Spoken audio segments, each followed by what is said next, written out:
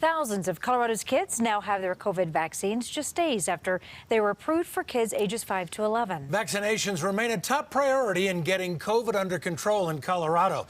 More than 8,000 new cases were reported since Friday, and hospitalizations keep climbing too. Tonight, nearly 1,400 people are in Colorado hospitals due to COVID.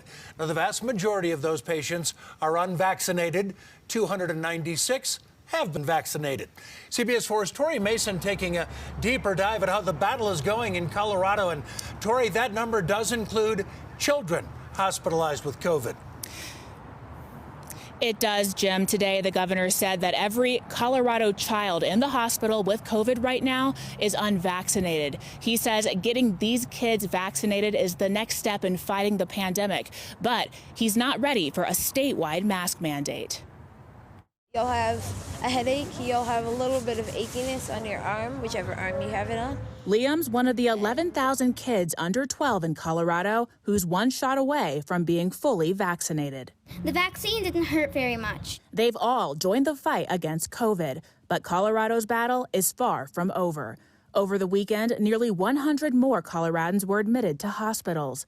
Now they can't fit 100 more. There's 17 kids, age 0 to 11, in the hospital right now from COVID. In the past, Polis used hospitalizations to implement safety measures like a mask mandate. But don't expect one to come from him anytime soon.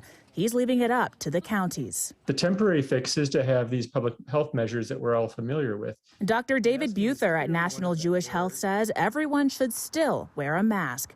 The state has taken some action to alleviate the strain on hospitals, but space isn't the only problem. It's not just the beds, it's having a nurse and having a physician to take care of the patient, and that has several ramifications. The current surge has made staffing intensive care units a challenge. It's critical that the 500,000 newly eligible Coloradans do their part and get the shot.